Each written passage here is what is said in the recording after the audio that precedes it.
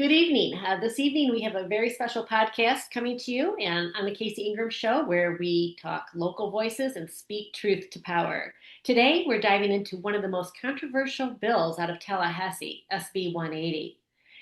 It's a sweeping piece of legislation that many say strips local governments of their ability to govern, especially in the wake of natural disasters. Joining me are two fierce advocates for home rule. Vice Mayor Chris Collins of Stuart and Commissioner Dori Howington of Deltona. Both are standing their ground against this one-size-fits-all law defending their community's right to self-govern. They faced pressure, political pushback, even threats, but they're not backing down. Because to them, it's not about politics. It's about doing what the voters elected them to do. So I appreciate you joining me today, Commissioner Collins and Commissioner Howington. This is going to be a very eye-opening and interesting show. Commissioner Collins, he's affectionately known around town as the boss. We also know him as Doc. He's right now the Vice Mayor of the City of Stuart. He was elected to the City of Stuart Commission September of 2022 and serving a 4-year term. And you see him all out and about, actively connecting with the residents and encouraging engagement. Miss Dori Howington, she's the commissioner for District 4 in the city of Deltona. She was elected in November of 2024 and serves a term through 2028. She's one of 7 commissioners for a city of nearly 100,000 residents. She holds an MBA, known for being a community first leader and mother of 4, self-described as anything but a politician focusing on practical leadership. So folks, I want to give you an overview of SB 180, and then we're going to get into it with Commissioner Collins and Commissioner Howington because they're really fighting the good fight to protect home rule, and it's pretty tough out there. So SB 180 was a bill sponsored by Senator Nick DeSegli. He's a Republican out of Pinellas County, which is up by St. Petersburg, Clearwater area. And this unanimously passed the House and nearly unanimous in the Senate. It passed 34-1 in the Senate. And I'm going to shout out that one person that stood up in both the House and Senate and voted no. It was Senator Tracy Davis, a Democrat from Duval County. So we did have one. And if you want to know, for folks in Martin County here in Stuart, Deltona is about 2.5 hours north of us. And for you folks up there in Deltona and Volusia County, we're down south 2.5 hours. So it's amazing the impacts it has across the state, no matter where you are. So a little summary, I'm going to tell you a little bit about SB 180, and then, like I said, we'll get into it. SB 180 was enacted in June of 2025, reforms Florida's post-disaster recovery and emergency governance. Key provisions included no impact fees for like-kind storm rebuilding unless demand increases, 180-day freeze on increased permitting fees post-hurricane, 1-year block on local zoning moratoria in affected areas, required online access to flood maps, shelter info, permitting guides, etc., new interagency coordination, public contract transparency, tenant protections for retrieving property, and enhanced support for veterans. But here's where it gets fun. The entire state falls under SB 180, regardless of if the area was damaged or not. Florida Senate Bill 180 prohibited local governments, counties listed in the Federal Disaster Declaration, or municipalities within such counties that are located entirely or partially within 100 miles of the track of a hurricane from adopting moratoriums or more restrictive land development regulations for 1 year after landfall. This is retroactive to August 1st of 2024. The protections that the Martin County Board of County Commission passed regarding the controversial rural lifestyle land use and the prohibition against new freestanding urban service districts are now null and void. Stewart's changes that resulted from the zoning in progress are also now null and void. Today, there are organized lawsuits by municipal coalitions led by Weiss Serota, Heffman, Cole, and Byerman. The lawsuit seeks an injunction arguing that Senate Bill 180 unconstitutionally restricts local planning control. Each municipality contributes $10,000, and the suit is expected to be filed in Leon County next month in September. Large groups are also publicly opposing Senate Bill 180. Florida chapter of the American Planning Association, New Smyrna City Commissioners, Florida League of Cities, Florida Association of County Managers, Manatee County Commissioners, Conservancy Advocacy Group, And most recently, Republican Liberty Caucus of Pasco County passed a resolution asking the governor to have a special session to repeal Senate Bill 180. All right, Commissioner Howington, I'll start with you. Tell us how SB 180 has impacted Deltona and what it means to your area. So for us, we really didn't see this coming up until May and kind of into June. And then it started to kind of snowball and we realized what was happening. And we started to see no moratorium. We had started talking about a moratorium back in May in regards to impact fees because we're in an exception period. We haven't increased our impact fees in a decade. And so we started looking at doing a study and moving forward with that. And then as it seemed like SB 180 was becoming a reality, we had to start looking at how we were moving forward. At that point, we continued forward with our moratorium, and we knew that there was a possibility the governor could sign the bill at any time. And so we kind of just kept moving forward, doing the work. Well, as we all know, on June 26th, he signed. And I know that we had a lot of confusion because we didn't know how it would work. Several of us on our commission actually thought it would go into effect on July 1st and then have the retroactive rollback back to August 1st. So we continued to move forward with our vote. We ended up having a vote on the moratorium on June 30th. Again, with majority of the commission actually believing that it did not truly go into effect. And our attorneys told us during the meeting that it did, but there was a lot of confusion. The final bill posted on the legislative website, I believe at 3:58 on June 30th. So we were actually, I think, at City Hall when the final version was being posted. That night we did pass a moratorium. It was 4-3 for a vote.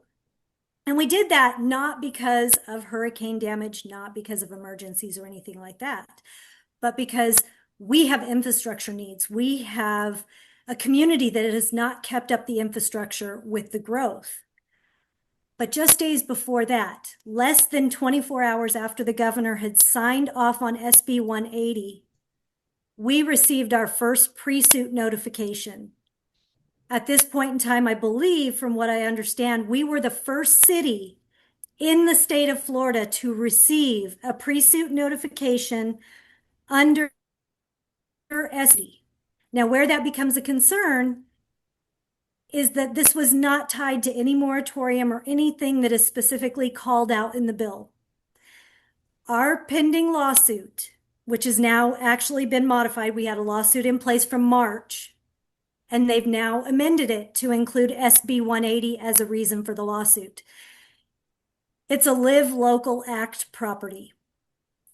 In December of 2024, actually on the 23rd, so December 23rd, we had a special meeting to enact a new ordinance which would require any Live Local Act property to pay ad valorem taxes.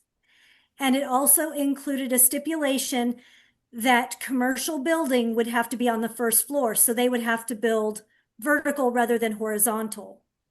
And this particular property wanted to build 2 apartment buildings with commercial in the front. And so that was different than what we changed the bill to, or the ordinance to, in December of 2024. So fast forward to SB 180 being retroactive to August 1st, because we did that in December and we voted on that ordinance in good faith. And it was as a result of the completion of a study that was allowed by recent statute changes regarding the Live Local Act. So we had actually moved forward in good faith, updating our ordinances based on what was allowed by state statute. And now because of 180, we received a pre-suit notification. That triggered a 14-day window for our commission to determine whether or not we wanted to repeal the Live Local Act ordinance that we adopted in December of 2024. And we determined we would let that stand. We determined in our community, we had a majority vote that decided that what we did in December of 2024 had good reasoning and was worth defending. So our commission moved forward. And we are currently in litigation over this. Obviously, I can't speak of strategy or anything like that, Right. but we are incurring costs related to this. And SB 180 has opened the door that if we lose this battle in court, we could potentially have to pay up to $250,000 of the plaintiff's legal fees. So for me, one of the reasons that this coalition is so important, and I believe I was one of the first ones that asked our attorneys to start seeking information regarding a lawsuit to fight this in court, because I knew we would need an injunction. The second we received that pre-suit notification and we determined we were not going to repeal our ordinance, we drew a line in the sand. We made a decision that we have to move forward and we need this to be rectified. And from what I keep hearing from our legislators is they did not intend this to impact business as usual. It was for hurricanes. It was for disasters. It was to help our residents recover in the event of a tragedy. And that's not what it's doing. So I had one of my residents actually say something recently that stuck out with me, is that politicians understand intent. Residents understand consequences. Oh, I like And so that. right now, that's what we're dealing with. We're dealing with the consequences. And I want to think in good faith that these are unintended consequences, but the developers are standing in the background waiting. And every time we vote on our comprehensive plans, we just saw Orange County. Vision 2050 was just shot down in Tallahassee. And SB 180 is having a far-reaching effect. Now it's going to impact our impact fees. We have Manatee County that's being challenged on their exception for impact fees. That's something that Deltona needs to do as well. So SB 180 has now made that impossible. And so we're just kind of sitting back and waiting.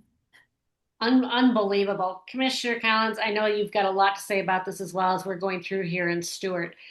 So I want you to break in, and this has been very enlightening, Commissioner Howington, what's happening up in Deltona, but we have our own story down here in Stuart, right?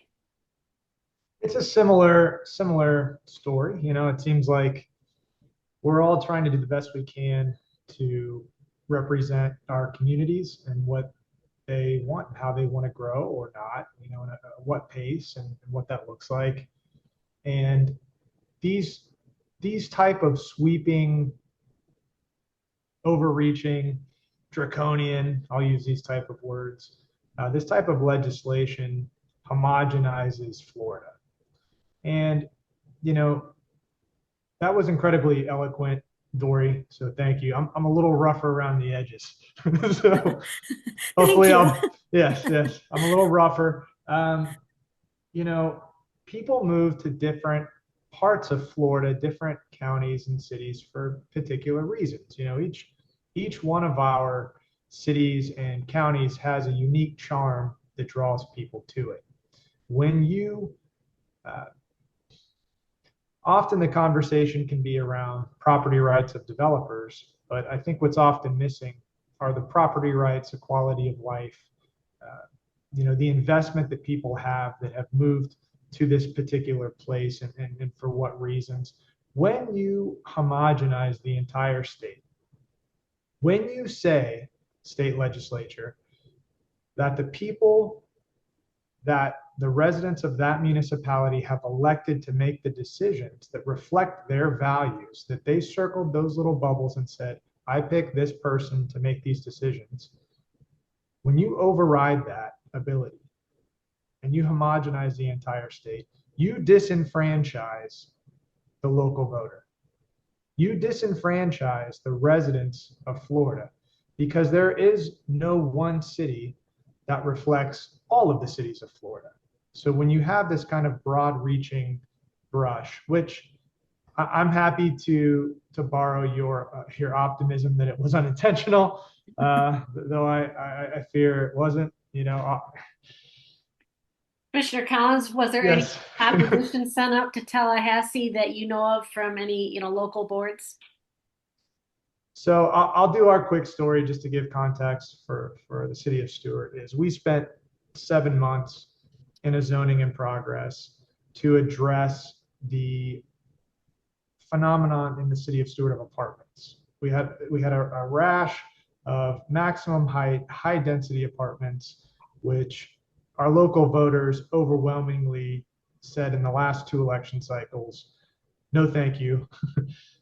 Four of the five people who sit in the seats now at the city were elected on that platform of not doing any more of that. So we went into a zoning in progress to amend changes that were made not that long ago, 2020. In 2020, the commission at the time moved in the direction of higher density allowances within conditional use, parking, relieving parking requirements, allowing these rezonings of industrial and commercial space to apartments. All of this sort of led to this product that people did not like. And we went back into the code and went to clean that up and really restore, I would say, our land use and zoning and ultimately comprehensive plan back to the character of Stuart that people want, right? Clearly by how they voted. And what was interesting for us is we got to that immediately following the last election cycle. We hit the ground running. So for us, that was like August, September, 7 months in a zoning in progress, 6 months plus some addendums at the end. And when we were done with all of that, here comes the state to say, nah, sorry, you can't do that. And in fact, we're going to make it retroactive to basically when you started it. So I know it's not personal. Maybe it is. I hope it's not. But it felt that way when you have a retroactive date back to the beginning of ours.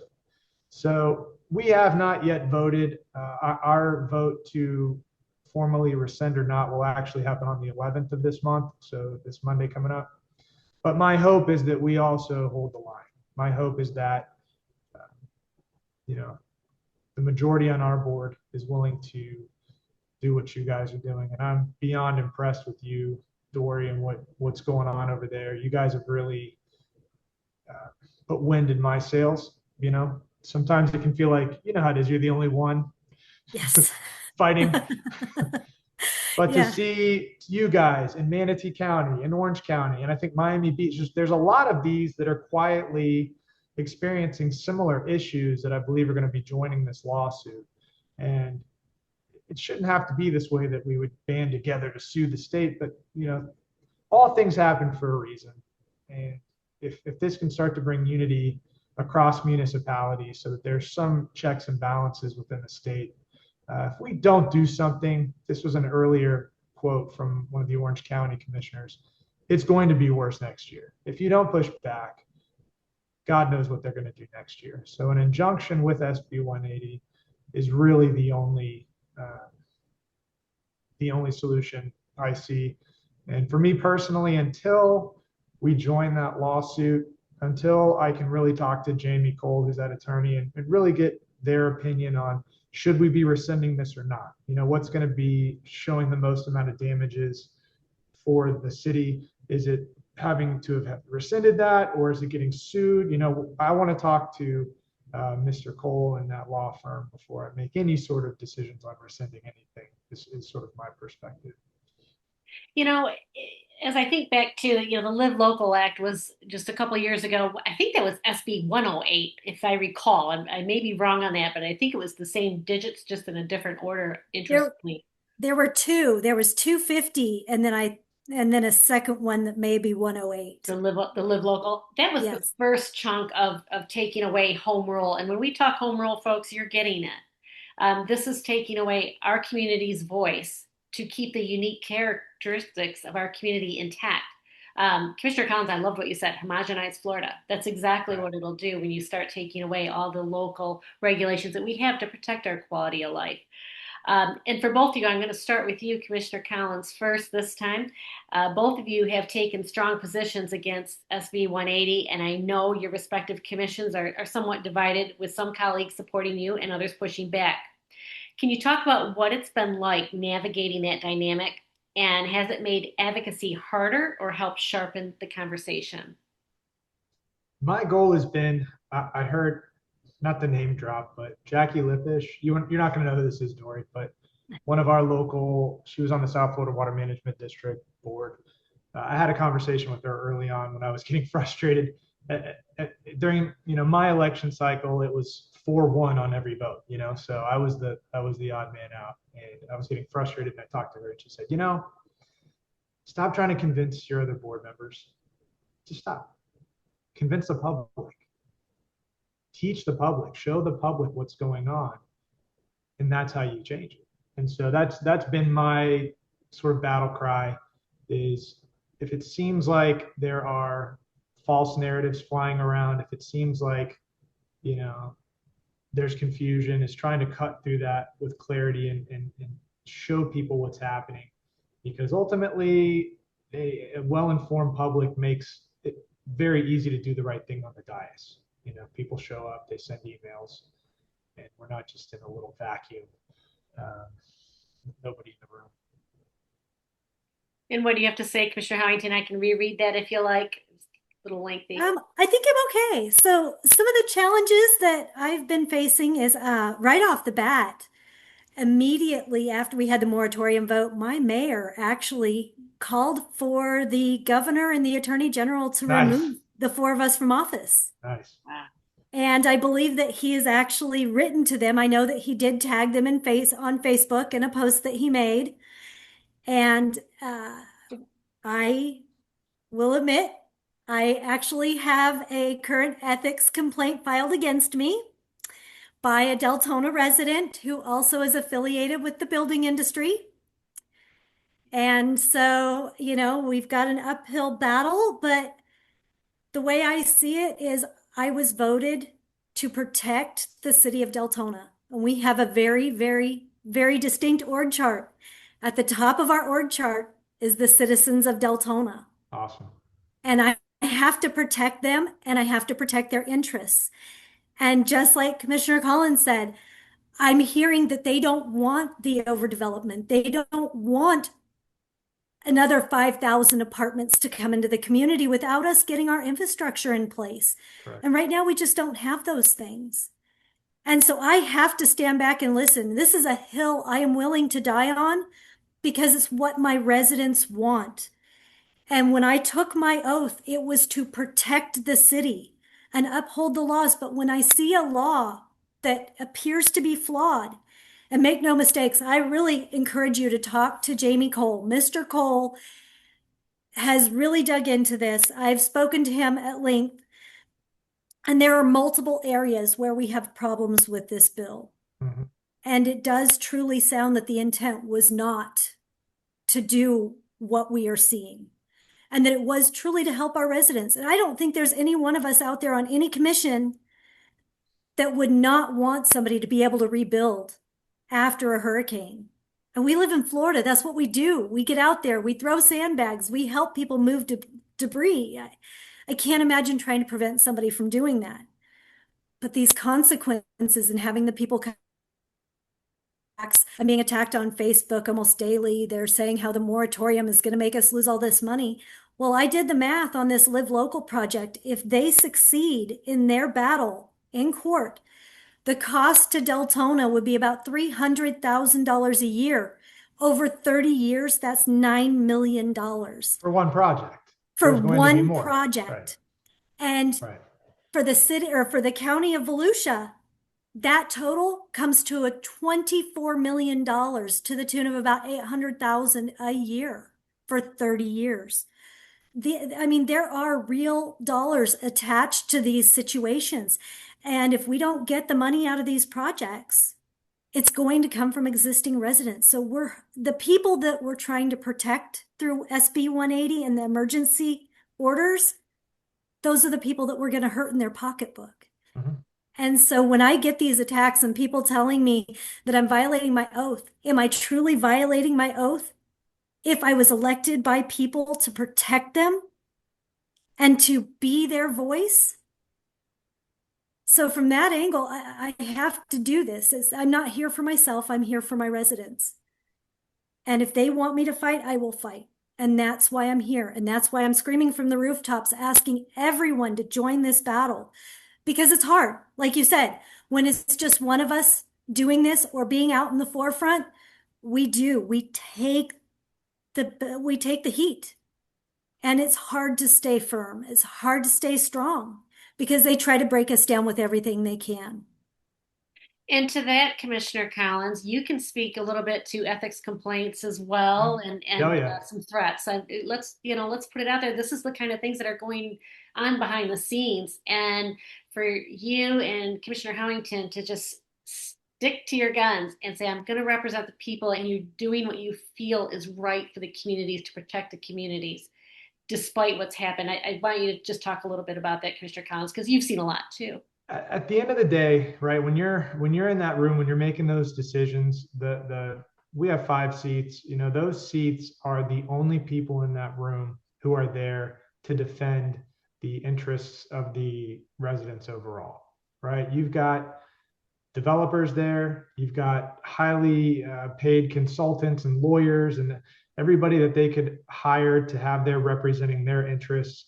And it is very seductive to fall in line with all of this gravity and this whole thing that's there and just say yes. And it's why it happens over and over and over again. And people are disgusted with politicians, is because for us, it's about 20,000 residents are not there in the room with you. But if they were, it would be if it was like the Coliseum, and we were down on the floor and there were mics, talking about everything that was happening in the meeting, I think they would be very different meetings. And this is probably how it should be, right?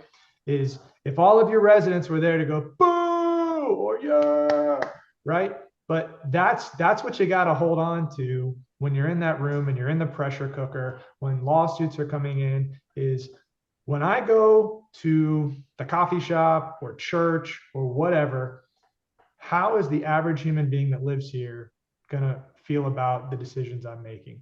Not how does Tallahassee feel? How did the land use attorneys feel? How is the applicant going to feel, even if they're incredibly important? How are all of the people who have picked me and hired me to represent their interests going to feel about this decision? And for me, this is a no-brainer. This is a no-brainer because it's so antithetical to what people, at least in Martin County and the city of Stuart, want. So it can feel when you're in that pressure cooker like you're the only one, but Dori, in your bones, when you're talking to people, that's like, thank you so much. Thank you so much for having a spine. We've waited for so long for somebody to say how we feel on that microphone and not cave and just be a coward. Thank you, thank you, thank you. And I get those all the time, just for trying to speak their words on the dais, Oh, I get that as well. So I understand exactly what you're saying. I actually have people reach out almost daily asking me if I'm going to run for mayor. Right, exactly. Yep. Because people are so refreshed to have somebody speaking their words. Absolutely. And if I can add, we've been through this. Back in the 60s, almost everything that was done in the state of Florida had to run through Tallahassee. That's the reason that home rule exists today. Home rule is there to give local legislators who are there in the community with their residents the opportunity to dictate their future and to let the voters have a say. And that's part of our Constitution. So when we look at what SB 180 is doing, and if you look at the bill analysis, there's nothing in the bill analysis that even discusses the impact on home rule. Mm-hmm. So where did that come into context when they were voting on this bill? As home rule is a constitutional right that we have. How can they bring this bill and put it forth and circumvent our home rule within our own communities? That's what I don't understand. And that drives me to move forward because I am upholding the Florida Constitution by protecting home rule. And I'll add to that, if the intent was not to take away home rule, then there is no reason why not to repeal this bill and make it right. One of the things I read is they talked about, well, there's gouging with permits, price gouging. And I thought, I've never seen it in our local area, Stuart or Martin County, gouging after a hurricane on permit prices, besides the fact that the state of Florida has very strict rules about price gouging during hurricanes. So it's like, if your intent was truly to look out for the little guy, make sure nobody gets gouged, then we need to rewrite this bill. So I guess we'll see moving forward. It's unfortunate we even have to start a lawsuit over this, but we'll see Absolutely. moving forward really where the intent is. For me, from like a political perspective, it's war, right? We're going into an election cycle. I want every single one of those state legislators to be buckling at the knees because we have so many municipalities coming together. There's so much press. It's getting so much attention that there's effectively a mutiny in the state with your municipalities because your residents are so frustrated that their voices are not being heard in Tallahassee. So that this kind of thing stops happening. So Just pleasing their developer friends, this is not okay.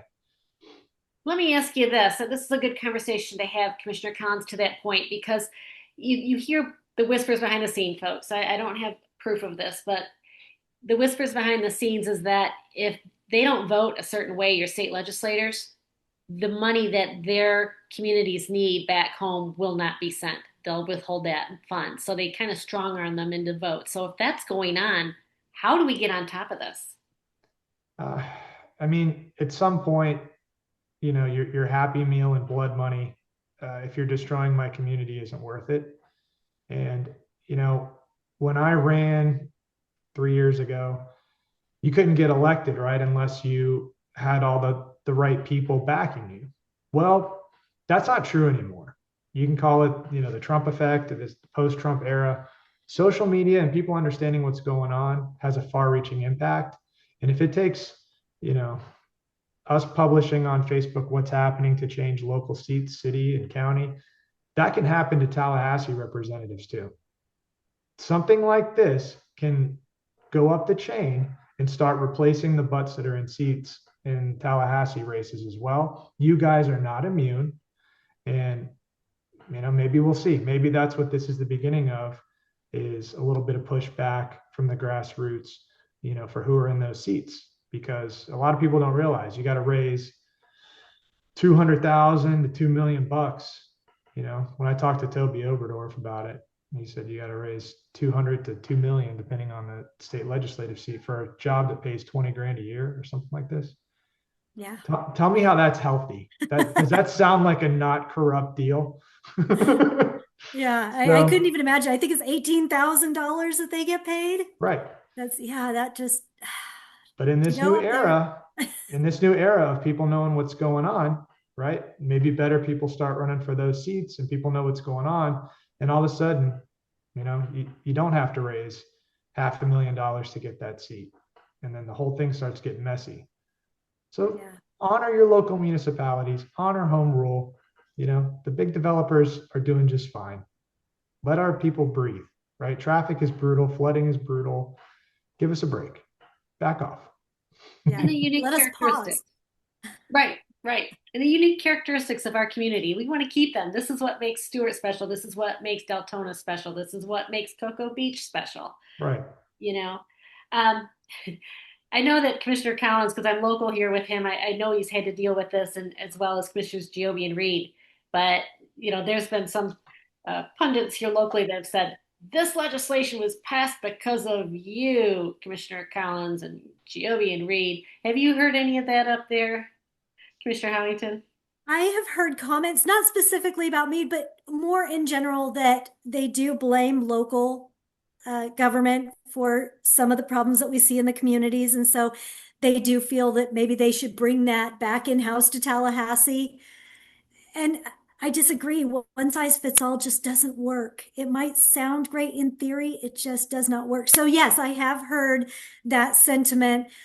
Uh, everybody wants to stay in good graces with their legislators because they do hold the purse strings. So I do hear a lot of, it's a suicide mission. I believe that was actually a quote from one of my fellow commissioners, that going up against Governor DeSantis is a suicide mission.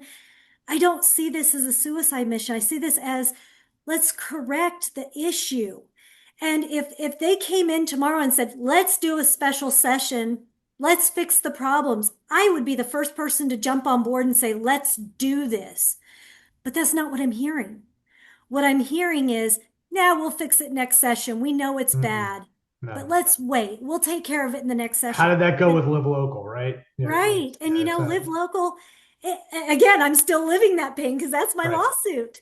But October is too long. And then it might not even go into effect if they do something until July 1st of 2026. In the meantime, how much has stacked up against our communities and lawsuits? My city came to us with a budget and they put it under the commissioner's budget for $1 million in legal fees, Hmm. specifically related to SB 180. And we've never incurred $1 million in a year for legal fees. And so this is kind of a historic first. And then to say that it's our fault to do that is just absolutely just mind blowing to me. I don't think I've seen anything recently that I remember that this many different groups of municipalities have come together to sue um, to get a bad bill reversed. I mean, this is kind of neat. Everybody complained about Live Local Act, but that's all it was. And then they came back the next legislature and they tweaked it a little bit, but that was it. This has been really a surprising um, backlash and a collaboration of a lot of different groups that I hope this makes a difference. And Oh, well. oh, I hope so. And I hope it makes them think in future sessions as well about what they're passing. I mean, somebody's got to review these a little bit more and understand the impacts because for you guys as city commissioners, you're here to represent your city. I mean, how are you dealing with working with Tallahassee? You just said that they said that's suicide if you go against them. I mean, how are you dealing with that political dynamic? And that's a question for both of you. Well, for me, it's been challenging. I know that I have a lot of opposition, but as politicians and as some will even say, friends, when you step out of the political arena, this is a job.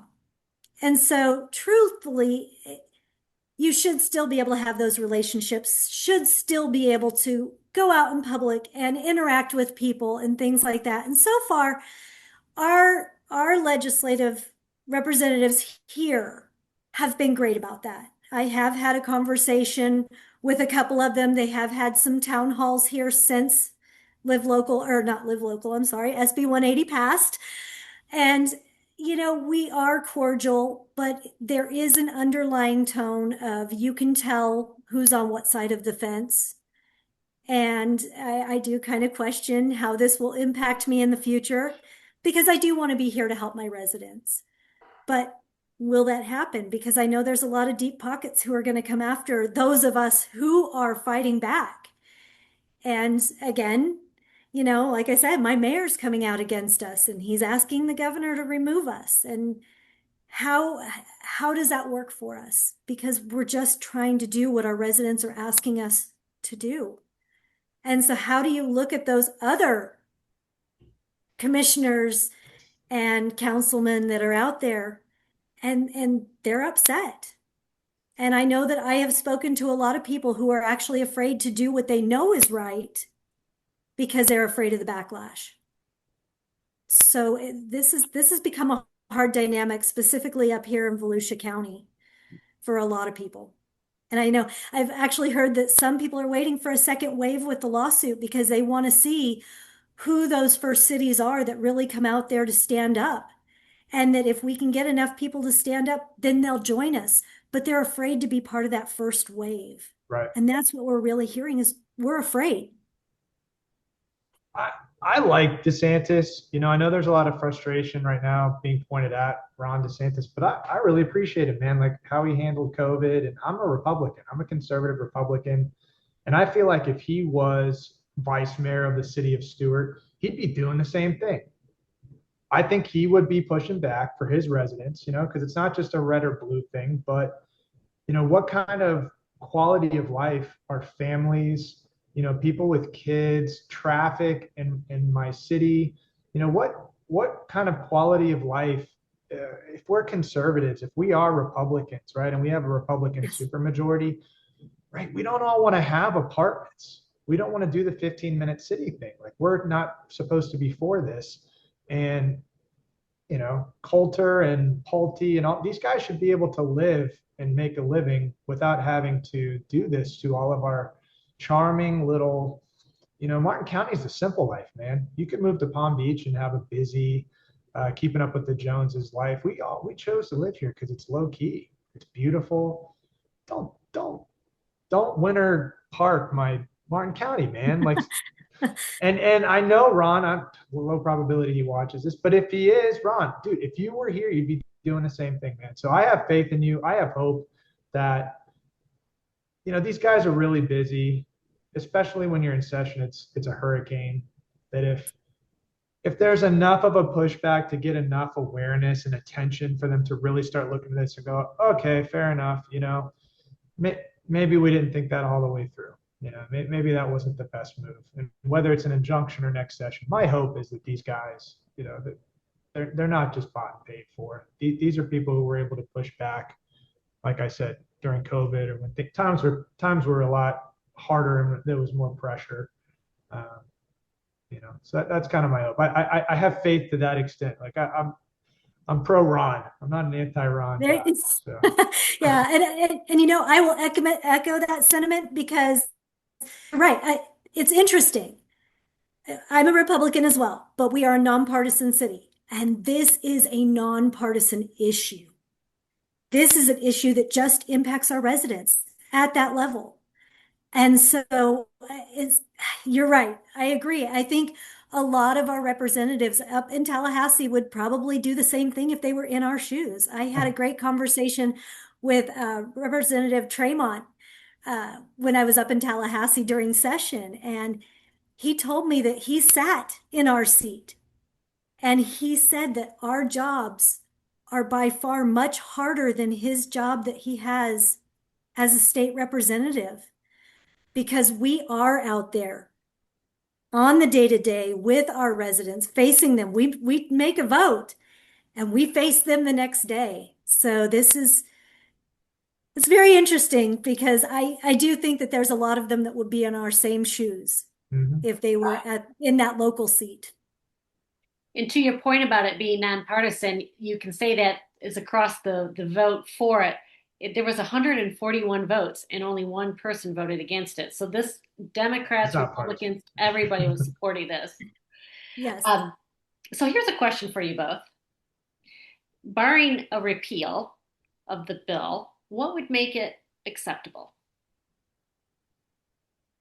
If it was targeted towards properties that were actually damaged somehow, like the intent of the bill was somehow that was written in a way that it fulfilled the intent of the bill as it seems originally, versus being so broad, like burdensome. What is burdensome? What is the definition of burdensome? Right. Who Overly defines restrictive that? or Right. burdensome. Yeah. And, I liken that to, if I had a resident, if we decided that we wanted to have an 8-foot fence around pools, and so we changed our building code. If one person considered that to be burdensome, could they then sue us over SB 180? So what I would like to see is the bill rolled back to being specifically pertaining to hurricane damaged properties. We have 2 sections pertaining to moratorium, one in section 18 and one in section 28. And they contradict each other. One is all moratoria, Right. and the other section is moratoria that only impacts property that has been damaged by a hurricane. So I would like to see those issues corrected. The other thing is that in the naming of the bill being emergencies, they've actually taken on dual topics, because they're dealing with emergencies and then also building codes. So I would like to see it rolled back to just focus on the intent of the bill. And what do you both say to your constituents that are watching this podcast? I'd like to say, hang in there. We're fighting the good fight. We will continue. We're going to be there for you. Please keep talking to us and telling us and showing up for meetings and voicing your concerns. Those of us that are really, truly here to support you, we're listening, and we will put ourselves on the line to support you and what you need. You put me in this seat for a reason. I campaigned on a specific thing, And to the best of my ability, until I can no longer do that, I am going to fight for your quality of life, for the ability of you to raise your kids in the kind of place, that suits your values and your quality of life. I'm going to defend that for you. I will be your shield for as much of it as for as long as I possibly can. Well, Commissioner Collins and Commissioner Howington, I really appreciate you joining me this evening. I think this has been a very enlightening podcast, especially the impacts of SB 180. I did mention that Deltona was a community of about 100,000 people. And just to show you how this impacts all communities, Commissioner Collins, City of Stuart is right, around 19,000. 1920, yeah. So it really impacts everybody everywhere. And again, there's different groups from around the state that are impacted joining this lawsuit. So we're going to be following that very closely. I'm sure that's going to be on the agenda coming up here in Stuart. And boy, Commissioner Howington, you've got your hands full up there, and we're here pulling for you as well. So appreciate both of you.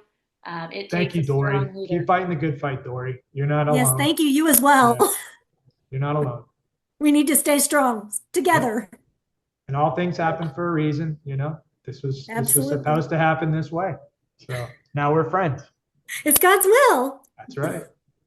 That's right. Absolutely. It is. It truly is. And that's a wrap for today's powerful conversation. A big thank you to Vice Mayor Chris Collins and Commissioner Dori Howington, not just for joining us, but for standing strong when it would be easier to stay quiet.